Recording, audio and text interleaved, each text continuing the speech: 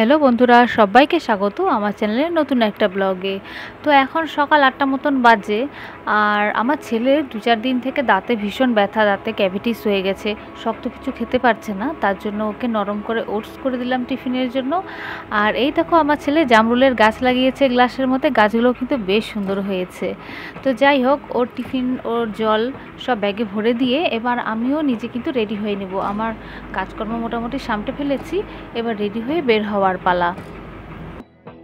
সকালবেলাতেই মানুষের যেন রাজ্যের কাজ থাকে, আর কম বেশি আমি প্রায় দিনই লেট হয়ে যাই। আর বাড়ি থেকে আমার ভাই বা আমার বর কিন্তু প্রায় দিনই পৌঁছে দিয়ে আসে, কিন্তু সব দিন তো আবার সমান হয় না, আবার নিজেকে একা একাও যেতে হয়। তো যাই হোক, যেদিন লেট হয় সেদিন কি আর বলবো, গাড়িরও দেখা নেই, তখন থেকে দাঁড়িয়ে আছি। তো কিছুক্ষণ অপেক্ষার পরে কিন্তু আমি লোকাল বাস পেয়েও গেছি আর উঠেও পড়েছি। তো কোথায় যাচ্ছি সেটাই তো বলা হলো না। এখন যাচ্ছি হলো আমার শিশুআলয়ে। তো চলো যাওয়া যাক। তো আমি কিন্তু গাড়ি থেকে নেমেও পড়েছি। এবার এই পথ দিয়ে মোটামুটি ১ কিলোমিটার এবার হাঁটতে হবে। তো সামনের স্টপেজে যদি নামতাম, মানে এর পরের স্টপেজে যদি নামতাম, তাহলে এই পথে যাওয়ার জন্য কিন্তু টোটো পেতাম, কিন্তু এই পথে টোটো পাওয়া যাবে না, এবার হাঁটতেই হবে। কোনো ব্যাপার না, সকালবেলা মর্নিং ওয়ার্কের কাজ হবে। তীব্র দাবদাহের পর গতকাল রাত থেকে স্বস্তির বৃষ্টি নেমেছে, আর যেটা কিন্তু আমার কাছে যথেষ্টই অস্বস্তির কারণ হয়ে দাঁড়িয়েছে। কারণ হলো রাস্তার হলো বেহাল দশা। তো আমাকে এই পথ দিয়ে যেতে হতো, তো এখানে দেখো এতখানি জল জমে গেছে, আমি কিভাবে যাব এর মধ্যে দিয়ে? তাই আমাকে একটা বাড়ির ভেতর দিয়ে এবার যেতে হবে। তো যাই হোক, এটা আমার শিশু আলয় হলেও এখানে কিন্তু সভ্যতার অনেক রকম আলোই এসে পৌঁছায়নি। এখানকার মানুষদের হাতে হাতে কিন্তু আছে স্মার্টফোন, বাড়িতে ইলেকট্রিসিটিও আছে, কিন্তু নেই শুধু বাড়িতে শৌচাগার। আর যদি শৌচাগার ২-১টা বাড়িতে থেকেও থাকে, তাহলে কিন্তু সেটাকে তারা শৌচকর্মের জন্য না, মুরগি রাখার জন্য ব্যবহার করে। সরকারিভাবে পাওয়া সুলভ শৌচাগারের কথা এর আগে অনেকবার বোঝানো হয়েছে, কিন্তু তাতে বিশেষ ফল হয়নি। তো গল্পে গল্পে আমি কিন্তু পৌঁছেও গেছি। দিদিমণি আয় গেলে। তো এদিকে সহায়িকা দিদি কিন্তু রান্নার আয়োজন শুরু করে দিয়েছে। তো আমাদের এখানে 0 to 6 ইয়ার্সের বাচ্চারা পরিষেবা পায়, সাথে গর্ভবতীরাও পায়। তো মোটামুটি 3 থেকে 6 বছরের বাচ্চারাই শুধুমাত্র পড়তে আসে, কারণ ছোটরা তো একেবারেই ছোট হয়, তাদের সাথে ছাড়া ওরা আসতে পারে না, কান্নাকাটি করে।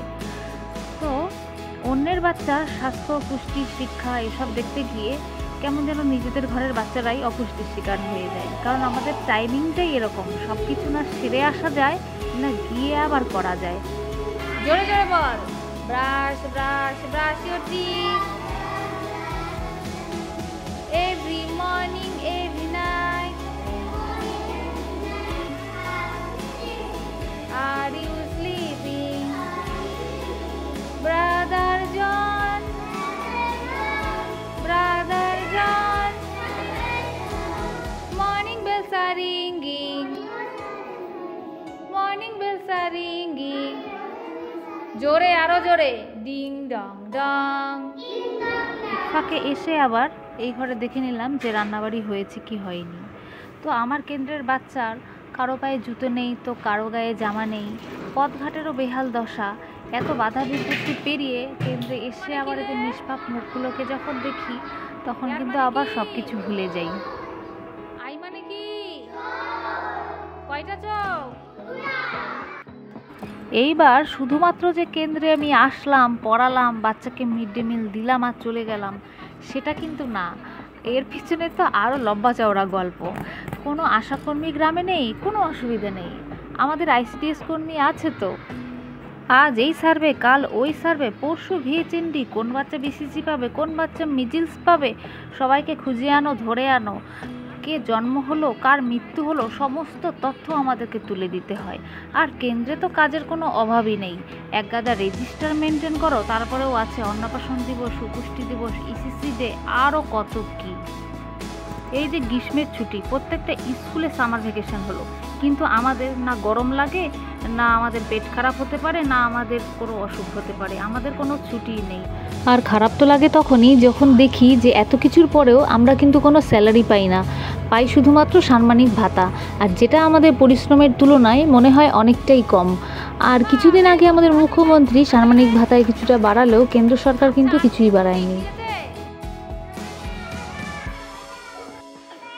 তো বড় বাচ্চারা কেন্দ্রে ওদের খাবারটা বসে খেলেও যারা ছোট বাচ্চা আছে ওদের কিন্তু দাদা দিদি ভাই বোন বাবা মা এভাবেই খাবারটাকে বাড়িতে নিয়ে যায়। তো বন্ধুরা, আমার আজকের ভিডিওটা যদি তোমাদের ভালো লেগে থাকে একটা লাইক করে দিও। আর যেই সব ICDS দিদিরা বা বোনেরা আমার ভিডিওটা দেখছো, তাদের যদি মনে হয় যে তাদের গল্পটাও ঠিক আমারই মতো, তাহলে অবশ্যই কিন্তু একটা শেয়ার করে দিও।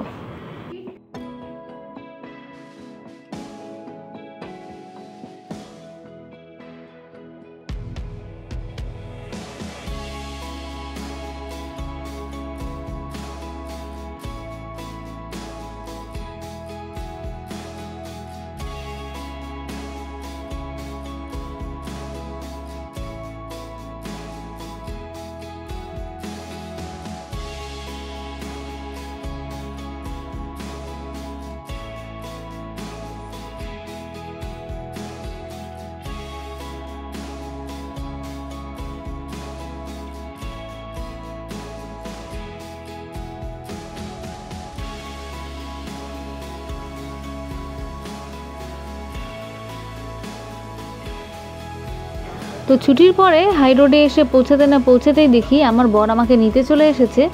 তো রাস্তাতেই পড়বে পঞ্চায়েত, সেখানে আমার কিছু কাজ আছে, সেটা সেরে তারপরে যাব বাড়ি।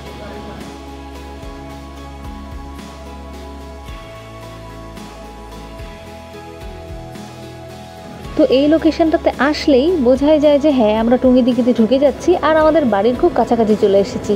কেন কি ডানে বায়ে যেই দিকেই তাকাবা এইটুকুতে শুধু বড় বড় মিল আর ইন্ডাস্ট্রি ছাড়া আর কিছুই দেখতে পাওয়া না।